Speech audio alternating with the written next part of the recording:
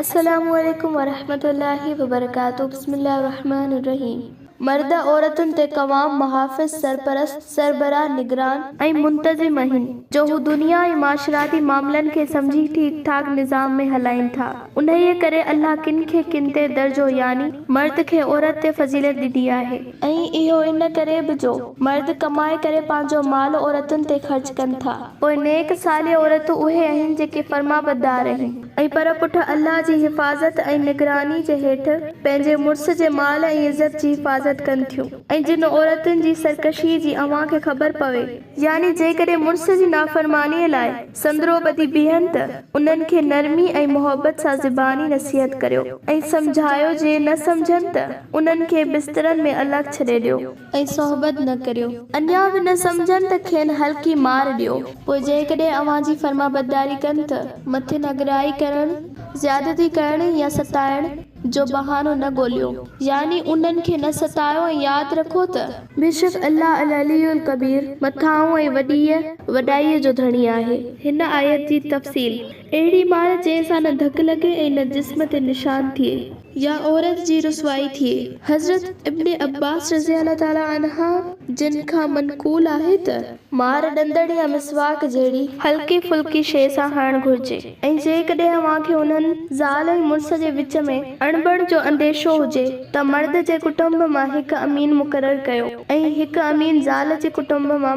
जेकॾहिं उहे ॿई अमीन सुलह कराइण घुरनि था त अल्लाह उन्हनि यानी ज़ाल ऐं मुड़िस जे विच में ठाह ऐं मवाफ़क़त जी सूरत पैदा कंदो। बेशक अल्लाह सभु कुझु ॼाणींदड़ ऐं चङी तरह बाख़बर आहे। ऐं अल्लाह जी इबादत करियो ऐं उन सां कंहिंखे बि उन जी ज़ात ऐं सफ़ात में शरीक न करियो ऐं वालिदैन सां इहसान ऐं सुठो सलूक करियो ऐं मिटनि माइटनि यतीमनि मोहताजनि पाड़ेसरी माइटनि धारियुनि पाड़ेसरियुनि भर में रहंदड़नि मुसाफ़िरनि ऐं उन्हनि सां जेके अव्हां जी कब्ज़े में आहिनि यानी ग़ुलामनि ऐं बानियुनि सां बि नेकी करियो। बेशक अल्लाह तकबर कंदड़नि ऐं पाण पॾाईंदड़नि खे हरगिज़ पसंदि नथो करे ऐं अहिड़ा माण्हू बि अल्लाह खे पसंदि न आहिनि जेके कंजूसी कनि था ऐं ॿियनि माण्हुनि खे बि कंजूसीअ जो हुकुम कनि था ऐं जेके अल्लाह खेनि पंहिंजे फज़ल सां ॾिनो आहे तंहिंखे लिकाइनि था।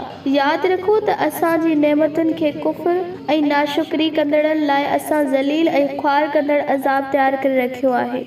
हिन आयत जी तफ़सील कंजूसी जी सख़्त मज़म्मत कई वई आहे। हदीस शरीफ़ में कंजूसी खे बाइस हलाकत करार ॾिनो वियो आहे। हज़रत अबू हुरैरा रज़ियल्लाहु ताला अन्हा फरमाइनि था त हुज़ूर सल्लल्लाहु अलैहि वसल्लम जिन फरमायो त को बि ॾींहुं अहिड़ो नथो गुज़रे जंहिं में ॿ मलाइक आसमान मां न लहनि।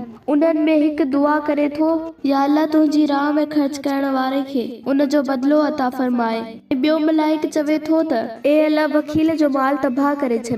ऐं उन्हनि माण्हुनि खे बि अल्लाह दोस्त नथो करे जेके पंहिंजा माल माण्हुनि जे ॾेखाव लाइ ख़र्च कनि था ऐं उहे न अल्लाह ते ईमान आणनि था ऐं न आख़िरत जे ॾींहं ते। अहिड़ा काफ़िर शैतान जा भाइर आहिनि जंहिंजो साथी शैतान थियो त पोइ उहो ॾाढो बुरो संगती आहे ऐं उन्हनि माण्हुनि ते कहिड़ी मुसीबत किरी पवे हा या कहिड़ो नुक़सान थिए हा जेकॾहिं अल्लाह ऐं आख़िरत जे ॾींहं ते ईमान आणीनि हा।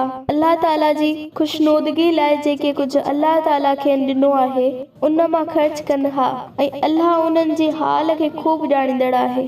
बेशक अल्लाह कंहिं ते ज़रे जेतिरो बि ज़ुल्म नथो करे ऐं न कंहिंजो हक़ थो विञाए ऐं न बेक़दरी थो करे। जेकॾहिं को नेकी करे थो त उन खे ॿीणो बि करे थो ऐं उन खां सवाइ पंहिंजे तरफ़ां वॾो अजर ॾींदड़ ऐं पिणु वॾो वड़ कंदड़ आहे। पोइ थोरो सोचो उन वक़्तु यानी क़यामत जे ॾींहुं कहिड़ो हाल हूंदो जॾहिं असां हर उम्मत मथां हिकु शाहिद आणींदासीं यानी हर उम्मत जे माल व अहवाल ते संदन पैगंबर शाहिद कंदासीं ऐं ए मोहम्मद सल्लल्लाहु अलैहि वसल्लम असां तोखे बि उन्हनि जे मथां शाहिद करे आणींदासीं। हिन आयत जी तफ़सील हदीस शरीफ़ में आहे त हिकु दफ़े नबी करीम सल्लल्लाहु अलैहि वसल्लम हज़रत अब्दुल्ला बिन मसूद रज़ियल्लाहु ताला अन्हा खे क़ुरान ॿुधाइण जी ख़्वाहिश कई। उन्हीअ हुज़ूर सल्लल्लाहु अलैहि वसल्लम जिन खे क़ुरान ॿुधाइण शुरू कयो। जॾहिं हिन आयत ते पहुता त हुजूर सल्लल्लाहु अलैहि वसल्लम जिन फरमायो बस काफ़ी आहे। हज़रत इब्न मसूद रज़ी अल्लाह ताला अन्हु कुरान बस करे नबी करीम सल्लल्लाहु अलैहि वसल्लम जिन ॾांहुं नज़र कई त पाण ज़ारो कतार रोई रहिया हुया।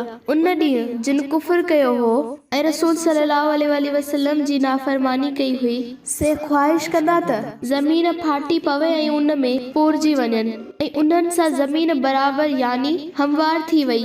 यादि रखो त उते उहे अल्लाह खां का बि ॻाल्हि लिकाए न सघंदा।